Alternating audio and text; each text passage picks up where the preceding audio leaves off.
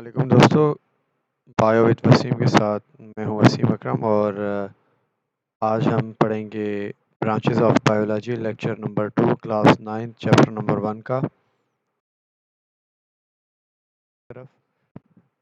आज की जो हमारी ब्रांचेस हैं उनमें स्टार्ट करते हैं हम जेनेटिक्स से। Genetics as usual Greek word से लिया हुआ जेनेसिस से है, जिसकी माना है डिसेंट्स यानी ओरिजिन की जी। जितने भी जानदार हैं उनकी ओरिजिन कहाँ से हुई है, कब हुई है, किस तरह से हुई है और जेनेटिक्स के अंदर किन चीज़ों को हम डिस्कस करते हैं, कौन कौन से एस्पेक्ट्स होते हैं, जेनेटिक्स कहाँ कहाँ पे इस्तेमाल की जाती है, ये सारी चीज़ें हम आज जेनेटिक्स के अंदर डिस्कस करेंगे। अगर हम डेफिनेशन की बात करते हैं तो जेनेटिक्स जो है वो study about the heredity characters, जितने भी हमारे पास हेरिडिटी कैरेक्टर्स यानी मौरूसी ख़ासियतें होती हैं जो नस्ल दर नस्ल मुंतकिल होती हैं हमारे अंदर, उनके बारे में जो भी इल्म हम हासिल कर रहे होते हैं वो जेनेटिक्स के अंदर हासिल कर रहे होते हैं। इट मीन्स दैट जितने भी कैरेक्टर्स होते हैं वो transferring from parents to their offsprings. बच्चों के अंदर जितने भी जो कैरेक्टर्स होते हैं वालदेन की तरफ से ट्रांसफ़र हो रहे होते हैं, उनके बारे में जो भी इल्म हमें दिया जाता है वो जेनेटिक्स के अंदर दिया जाता है। और जेनेटिक्स साइंस की एक ऐसी स्टडी है जिसके अंदर हम जीन्स के बारे में स्टडी करते हैं। अब जीन्स क्या है? जीन्स जो हैं ये डीएनए के यूनिट्स होते हैं जो कंट्रोल कर रहे होते हैं, जो हमारे बॉडी के जितने भी पार्ट्स हैं उन सारे के सारे पार्ट्स को बना रहे होते हैं और उन सारे के सारे पार्ट्स को कंट्रोल कर रहे होते हैं। लाइक ह्यूमन बॉडी के अंदर 20 टू 25,000 जीन्स जो हैं वो मौजूद होते हैं और ये जितने भी कैरेक्टर्स हमारी बॉडी के अंदर होते हैं इन सब को कंट्रोल करने वाली ये जीन्स होते हैं। उसके बाद जेनेटिक्स के अंदर हम हेरिडिटी यानी मौरूसियत के बारे में स्टडी कर रहे होते हैं, जो नस्ल दर नस्ल हमारे अंदर मुंतकिल होती है। लाइक हमारे पेरेंट्स से जो डीएनए हमारे अंदर ट्रांसफ़र हुआ है और हमसे हमारी जो प्रोजेनी आएगी उसके अंदर ट्रांसफ़र होगा, इसके बारे में भी जेनेटिक्स हमें इल्म फराहम कर देती है। नेक्स्ट आता है जी and variation in living organism. Variation हम कहते हैं किसी भी चेंज को। तो जेनेटिक्स के अंदर जो है वो वेरिएशंस जो ऑर्गेनिजम्स के अंदर आती हैं उनके बारे में भी हम स्टडी करते हैं। अब यहाँ वेरिएशन वर्ड जो है इसको मैं थोड़ा सा यूँ डिफाइन करूँगा कि जी म्यूटेशन जो है हमारी बॉडी के अंदर जो आ रही होती है यानी any sudden change which occur in DNA और जीन सीक्वेंस, क्रोमोसोमल सीक्वेंस के अंदर किसी किस्म की कोई भी चेंज आ जाती है तो उस चेंज को हम वेरिएशन कह रहे होते हैं, जो म्यूटेशन होती है हमारे अंदर। तो ये चीज़ें भी जो हैं हम जेनेटिक्स के अंदर स्टडी कर रहे होते हैं। मैंने पहले भी बताया कि जी जीन्स क्या है? Genes are the units of our DNA, जिसको हम यूँ कह सकते हैं कि ये सेगमेंट्स होते हैं हमारे डीएनए के। और डीएनए क्या है हमारा? डीएनए डीऑक्सी एसिड, ये एक ऑर्गेनिक मॉलिक्यूल है हमारा। और उसके साथ ये कंटेन कर रहा होता है instruction for the building and maintaining the structure and function of cell. जितने भी बॉडी के अंदर कंट्रोल्स एंड कमांड्स होती हैं हमारी, जिस तरह से ब्रेन कर रहा होता है, for example as it is, जिस तरह से किसी भी प्रोटीन का बनना, किसी भी और क्या कहते हैं जी आपके मॉलिक्यूल का बनना वगैरह, सारी जो कंट्रोल्स और कमांड्स जो मैसेजेस होते हैं ये आपको डीएनए जो है वो प्रोवाइड कर रहा होता है, जिसकी बिना पर आपकी ये सारी चीज़ें बन रही होती हैं। इसलिए हम यूँ कहें कि जेनेटिक्स जो है या डीएनए जो है वो serve as the basic unit of heredity. अगर डीएनए ना हो तो फिर हमारी हेरिडिटी जो है वो पास नहीं होती और डीएनए की वजह से ही जो है ट्राइब्स जो हैं वो पास होते हैं from parents to their offspring. आपने देखा होगा कि किसी बच्चे की आँखें उसकी माँ की तरह लगती है, किसी बच्चे की आँखें उसके बाप की तरह लगती है, किसी का बोलना उसके बाप की तरह, माँ की तरह, इस तरह से जो है वो लग रहा होता है। तो ये सारी की सारी जो स्टडी की जाती है, ये जेनेटिक्स के अंदर की जाती है।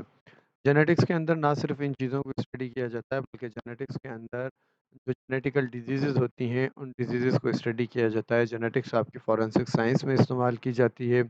जेनेटिक्स जो है आप लोगों की पीसीआरस वगैरह में इस्तेमाल की जाती है। जेनेटिक्स जो है आप लोगों की डिफरेंट डिजीज़ेज़ को डायग्नोज़ करने के लिए, जेनेटिक्स जो है आप लोगों के जेनेटिक काउंसलिंग के लिए इस्तेमाल की जाती है और ये सारी चीज़ें जो है जेनेटिक्स के अंदर अप्लाई की जाती हैं।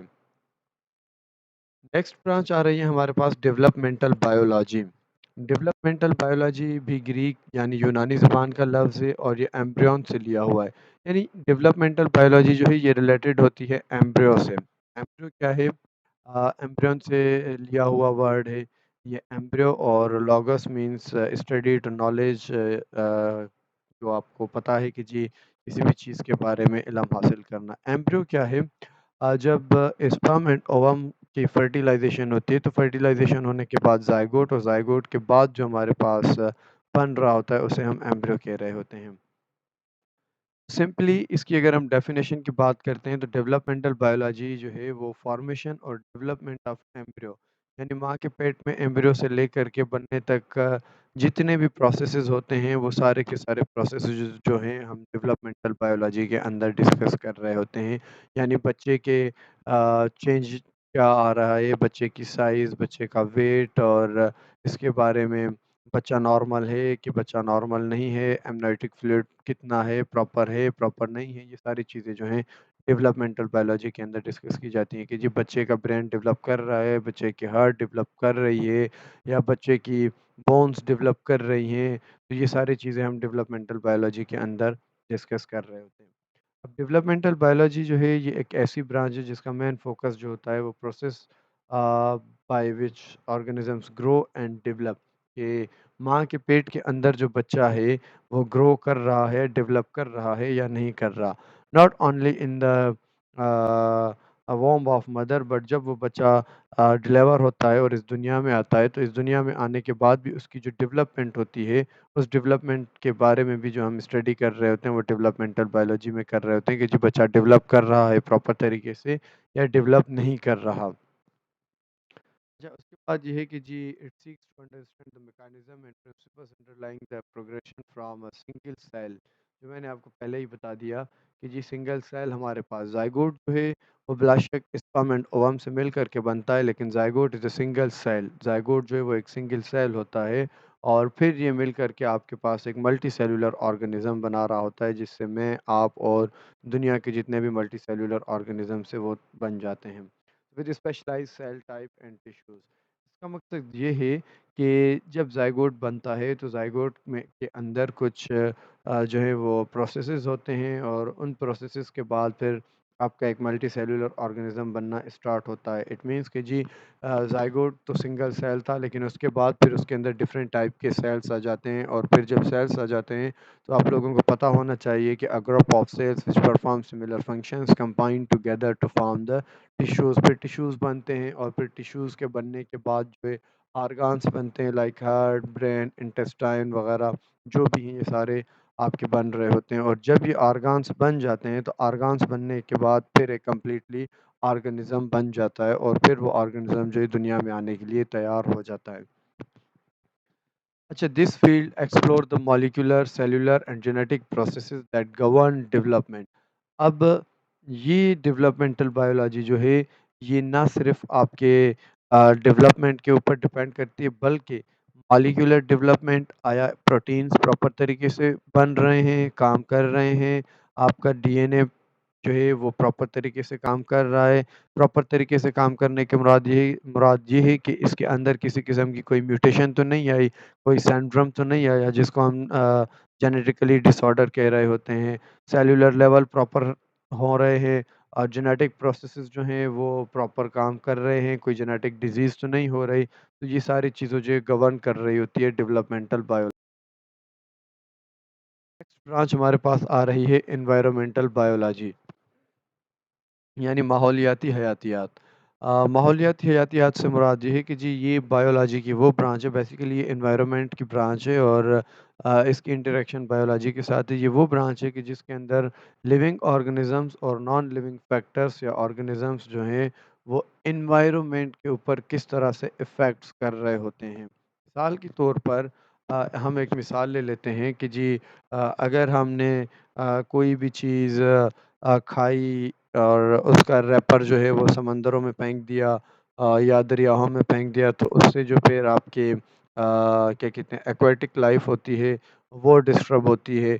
या अगर हम बात करते हैं जी फैक्ट्रीज़ वगैरह की तो उसकी जो पॉल्यूशंस होती हैं उनमें से जो पॉल्यूटेंट्स निकलते हैं वो पॉल्यूटेंट्स आपके जो है एनवायरनमेंट को इफ़ेक्ट करते हैं। तो ये नॉन लिविंग और लिविंग फैक्टर्स जो हैं किस तरह से माहौल को इफ़ेक्ट कर रहे होते हैं, उसके बारे में जो भी इल्म हमें फ़राहम किया जाता है या इससे हमें बचा किस तरह से जाना चाहिए, ये सारी चीज़ें हम एनवायरनमेंटल बायोलॉजी के अंदर डिस्कस कर रहे होते हैं। पर नेक्स्ट ब्रांच आ रही है आपकी प्लेटोलॉजी। यूनानी ज़बान से लिया हुआ है। प्लेओस मीन्स एंशिएंट, ऑन्टोस मीन्स बीइंग, यानी आज से कई सौ साल पहले जितने ऑर्गेनिजम्स थे उन ऑर्गेनिजम्स के बारे में जो स्टडी की जाती है उस स्टडी को प्लेंटोलॉजी कहा जाता है। Means remote past organic life से मुराद यही है कि जी जिनके अंदर जो है जानदार हों, जिनके पास ऑर्गेनिक मॉलिक्यूल्स हों, और जाहिर सी बात है ऑर्गेनिक हैं तो इनऑर्गेनिक भी होंगे। With the help of fossils, fossils means buried into the rocks, वो जानदार जो आज से कई सौ साल पहले ज़मीन और पहाड़ों के अंदर धंस गए थे, उनके बारे में जो इल्म फराहम किया जाता है वो हमें प्लेंटोलॉजी के अंदर दिया जाता है। सिंपली प्लेंटोलॉजी जो है साइंटिफिक स्टडी है। हम यूँ कह सकते हैं कि जी history of life on earth, ज़मीन के ऊपर जो ज़िंदगी की हिस्ट्री थी उसके बारे में हम जो इल्म हासिल कर रहे होते हैं, जो रिकॉर्ड हासिल कर रहे होते हैं, वो हम प्लेंटोलॉजी के अंदर हासिल कर रहे होते हैं in the form of fossils, जो हमें फ्यूल और कॉल यानी आपका जो है जी कोयले और तेल वगैरह की सूरत में मिलता है, या जो बाकियात होती हैं, रिमेन्स होती हैं, लाइक डायनासोर्स तो हमने नहीं देखे लेकिन उनके ढांचे या उनका स्ट्रक्चर बना करके हमको हमें दिखाया गया है कि जी इस तरह के भी जानदार जो हैं वो आज से कई सौ साल पहले मौजूद थे। उसके बाद फसिल्स आर प्रिजर्व्ड रिमेन्स, ये जो है अब तक ज़मीन के अंदर या पहाड़ों के अंदर प्रिजर्व हैं। ट्रेस मिकदार में ऑर्गेनिजम्स जो हैं जो आज से कई सौ साल पहले मौजूद थे वो बहुत ही कम मिकदार में इनकी बाकियात हमें मिलती हैं। एंड जो इस ब्रांच को पढ़ रहा होता है, जो इस ब्रांच में स्पेशलाइजेशन कर रहा होता है, यानी प्लेंटोलॉजिस्ट जो होते हैं वो इन फसल्स को यूज़ करके रिकंस्ट्रक्ट कर रहे होते हैं, यानी कि जो चीज़ें इनको मिल रही होती हैं पास्ट रिमोट ऑर्गेनिजम्स की, तो ये उनको रिकंस्ट्रक्ट करके उनको अंडरस्टैंड कर रहे होते हैं कि जी उस वक्त जो इकोसिस्टम था एंशियंट का, यानी आबा व अजदाद का जो उस वक्त मौजूद थे, तो उसकी जो स्टडी की जाती है वो जो प्रोसेस ऑफ एवोल्यूशन कहला रही होती है। सो किस तरह से इवोल्व हुए हैं ऑर्गेनिजम्स, लाइक जिस तरह से कहा जाता है कि जी अगले ज़मानों में घोड़ों को पर होते थे, वो उड़ते थे, और सांप को जो है वो पैर होते थे, वो घूमते थे। तो ये जो है एवोल्यूशनरी फैक्टर्स आ जाते हैं, तो इनके बारे में जो हमें इल्म दिया जाता है वो प्लेंटोलॉजी के अंदर दिया जाता है। नेक्स्ट ब्रांच हमारे पास आ रही है बायोटेक्नोलॉजी। ये अपने नाम से ही ज़ाहिर हो रही है, bio means life, technology means techniques. तो इस ब्रांच के अंदर हम टेक्निक्स यूज़ करते हैं for manipulation of gene to bring the change in structure and location of gene desirable characters is called biotechnology. यानी इस ब्रांच के अंदर हम जो है जीन्स को उसके स्ट्रक्चर को चेंज करते हैं, उसकी लोकेशन को चेंज करते हैं, किस चीज़ के लिए, डिज़ायरेबल कैरेक्टर्स जो है वो हासिल करने के लिए। यानी बायोलॉजी जो है इसके अंदर एप्लीकेशंस इस्तेमाल की जाती हैं, कुछ टेक्निक्स इस्तेमाल की जाती हैं क्रिएट और मॉडिफाई द प्रोडक्ट्स। और ये जो है छोटे-छोटे जो ऑर्गेनिज़म्स होते हैं, सिंपली हम यूँ कह सकते हैं कि बायोटेक्नोलॉजी जो है ये डिपेंड करती है आपके माइक्रो ऑर्गेनिज़म से। और बायोटेक्नोलॉजी की जो डेफ़िनेशन है वो यही है कि जी हम बाकी ऑर्गेनिज़म्स को इंसानों की वेलफेयर के लिए इस्तेमाल करें, उसे हम बायोटेक्नोलॉजी कहते हैं, जिसके ज़रिए हम डिफरेंट प्रोडक्ट सिस्टम बना रहे होते हैं, और डिफरेंट प्रोसेसेस के ज़रिए ऑर्गेनिज़म्स की से लेकर के। अच्छा, it is a multidisciplinary field. Multidisciplinary field किस तरह से है? तो बायोटेक्नोलॉजी इंडस्ट्रियल बायोटेक्नोलॉजी भी है, मेडिसिनल बायोटेक्नोलॉजी आ जाती है, एग्रीकल्चर बायोटेक्नोलॉजी आ जाती है, जेनेटिक्स के अंदर आ जाती है, इंजीनियरिंग के अंदर आ जाती है, इंडस्ट्रीज़ के अंदर आ जाती है। ये इस हिसाब से ये मल्टीडिसिप्लिनरी है, और केमिस्ट्री के अंदर आ जाती है। इस वजह से हम कहते हैं कि बायोटेक्नोलॉजी जो है ये एक बहुत ही वसी फील्ड है। इसकी मैं सिंपल सी मिसाल आप लोगों को इस तरह से दूँ कि जी आज के दौर में हम डायबिटीज़ जो पेशेंट्स हैं उनको इंसुलिन लग रही होती है। तो पहले के ज़माने जो में जो डायबिटीज़ पेशेंट होते थे जिनको शुगर हो जाता था, यानी जिनका लबलबा पैनक्रियाज़ जो है वो प्रॉपर तरीके से जो है इंसुलिन नहीं बना सकता था, म्यूटेशन आ जाती थी या कुछ भी हो जाता था, कोई भी सिंड्रोम लग जाता था, तो उस वक़्त जो है इंसुलिन बनाना उनके लिए बहुत ही मुश्किल होता था। तो फिर बायोटेक्नोलॉजी एक टेक्नीक आई, एक न्यू टेक्नीक थी, जिसकी मदद से हम क्या करते हैं जी, माइक्रो ऑर्गेनिज़्म से इंसुलिन जो है वो तैयार करते हैं, प्रिपेयर करते हैं, और ये इंसुलिन हम बैक्टीरिया से तैयार करते हैं, और ये वाफ़र मिकदार में आज हमें मिल रही है, जो डायबिटीज़ पेशेंट्स के लिए इस्तेमाल की जाती है। दूसरी चीज़ मैं इसकी मेडिसिन्स में ये बता दूँ आप लोगों को, एप्लीकेशंस में, मेडिसिन एप्लीकेशन में दूसरी चीज़, हेपेटाइटिस के पेशेंट, हेपेटाइटिस के पेशेंट्स को जो इंटरफेरॉन जो इंजेक्शंस लगती हैं वो भी बायोटेक्नोलॉजी की प्रोडक्ट हैं।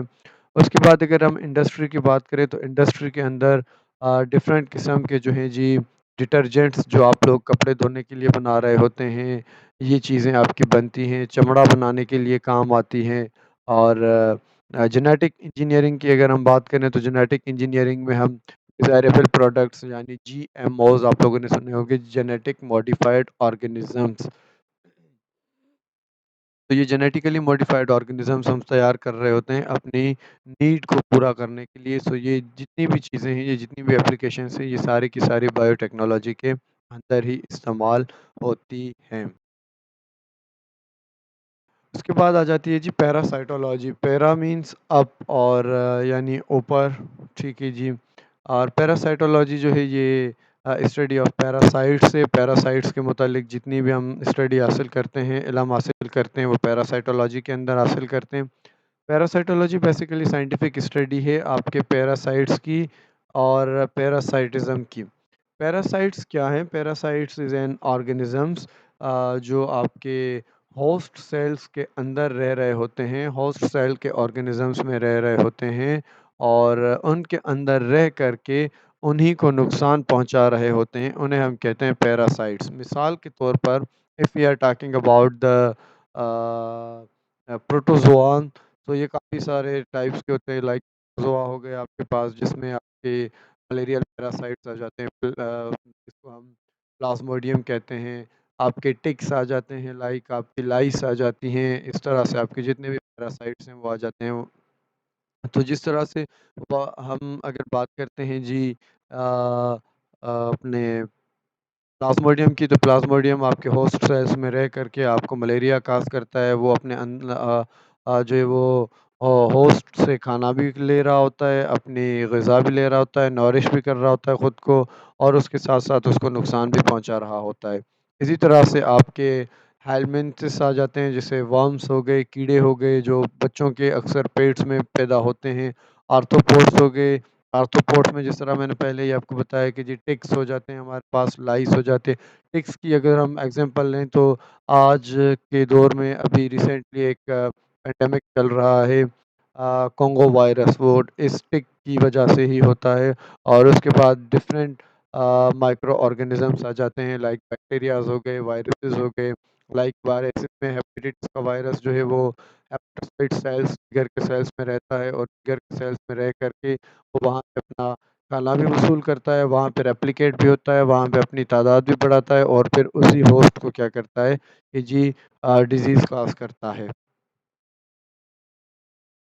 साथ-साथ नेक्स्ट ब्रांच हमारे पास आती है जी फार्माकोलॉजी।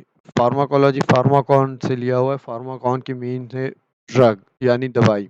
ठीक है, सो ये सिंपली अपने नाम से ही ज़ाहिर है कि जी study about the action of drugs, की दवाइयाँ किस तरह से काम कर रही होती हैं। फार्माकोलॉजी जो है is a branch of biology and medicine. Medicine और बायोलॉजी की ब्रांच है जो इन्वॉल्व्स होती है आपकी स्टडी ऑफ ड्रग्स, इसमें इंक्लूडिंग देयर ओरिजिन, यानी दवाइयाँ कहाँ से आती हैं, किस तरह से बनती हैं, ठीक है, और कंपोजिशन, उसकी बनावट कैसी होती है, वो इफ़ेक्ट्स किस तरह से करती हैं, मैकेनिज़्म ऑफ एक्शन जो है वो उनका किस तरह से होता है कि जी कौन सी दवा किस डिज़ीज़ के लिए इस्तेमाल होती है, और कौन-सी दवा जो है कितने डोज़ के हिसाब से दी जाती है, ये सारी चीज़ें जो इसमें इस्तेमाल की जाती है। It encompasses a wide range of topics related to the interaction between chemical substances. यानी डिफरेंट टाइप्स के जो केमिकल सब्सटेंसेस होते हैं, उन केमिकल सब्सटेंसेस को मिला कर के आपकी दवाई बनती है। फॉर एग्जांपल मैं यहाँ पे एक एग्जांपल दे दूँ आपको, पैनाडोल का जो आपके पैरासिटामोल है। अब पैरासिटामोल जो है ये आप तकरीबन हम सभी खाते रहते हैं, जो बुखार को, सर दर्द को, जिस्म के दर्द को ख़त्म कर रही होती है, तो इसमें पैरासिटामोल जो है वो इस्तेमाल किया जाता है। इस तरह से वो कितनी मिकदार में इस्तेमाल करते हैं और किस तरह से करते हैं, उसका मोड ऑफ एक्शन क्या है, ये सारी चीज़ें हम फार्माकोलॉजी के अंदर डिस्कस कर रहे होते हैं।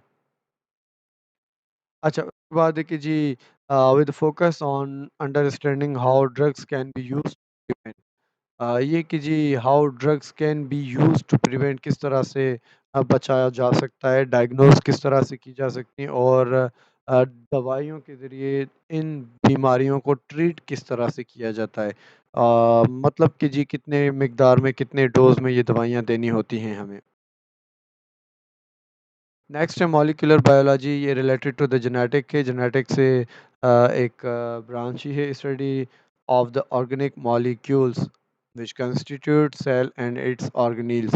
अच्छा, ऑर्गेनिक मॉलिक्यूल्स हम उन मॉलिक्यूल्स को कहते हैं जिनके अंदर हाइड्रोकार्बन स्टडी की जा रही हो। हाइड्रोकार्बन स्टडी से मुराद क्या है कि जी जिनके अंदर हाइड्रोजन एंड कार्बन मौजूद हो, but carbon as a basic element के तौर पर इस्तेमाल किया जाता हो। पहले ये ख्याल होता था कि जी ऑर्गेनिक मॉलिक्यूल्स जस्ट बॉडी के अंदर बनते हैं, बट रिसर्च से ये साबित हुआ कि जी ऑर्गेनिक मॉलिक्यूल्स जो हैं इनको हम लेबॉर्ट्रीज़ के अंदर भी बनाते हैं, तो फिर वो कॉन्सेप्ट ख़त्म हो गया। फिर ये चीज़ आ गई कि जी हाइड्रोकार्बन स्टडी जिसके अंदर हाइड्रोजन और कार्बन मौजूद हो, लाइक हम ग्लूकोज की मिसाल लें तो C6H12O6, इसमें कार्बन, हाइड्रोजन और ऑक्सीजन तीनों मौजूद हैं। उसके बाद मॉलिक्यूलर बायोलॉजी जो है ये ब्रांच है बायोलॉजी की, जो फोकस कर रही होती है बायोलॉजिकल प्रोसेसेस के ऊपर मॉलिक्यूलर लेवल पे, particularly in the interaction between the various system of cells। Cells के अंदर जितने भी आपके मॉलिक्यूलर लेवल के प्रोसेसेस होते हैं, उनके बारे में जो भी स्टडी की जाती है, उसके ऊपर जो फोकस किया जाता है, वो आपका मॉलिक्यूलर बायोलॉजी के अंदर किया जाता है। But it involves the understanding of the structure and function of biomolecules। Biomolecules हमारे पास जो हैं जी ऑर्गेनिक और इनऑर्गेनिक आ जाते हैं। मोस्टली ऑर्गेनिक जो है इनको बायोमोलिक्यूल्स में कंसीडर किया जाता है, जिसमें प्रोटीन्स, कार्बोहाइड्रेट, लिपिड्स और डीएनए या आरएनए आ जाते हैं। यहाँ पे अगर हम मॉलिक्यूलर की हम बात कर रहे हैं, तो मॉलिक्यूलर में हमारे पास डीएनए, आरएनए, प्रोटीन और एंजाइम्स जो हैं, इनके ऊपर जो भी काम होता है वो सारा का सारा हम मॉलिक्यूलर बायोलॉजी के अंदर स्टडी कर रहे होते हैं। And how these molecules participate in the regulation and execution of cellular process, कि जी प्रोटीन किस तरह से काम कर रहे होते हैं, एंजाइम्स किस तरह से काम कर रहे होते हैं, डीएनए, आरएनए किस तरह से अपना फंक्शन परफॉर्म कर रहे होते हैं किसी भी सेल्यूलर प्रोसेस के अंदर।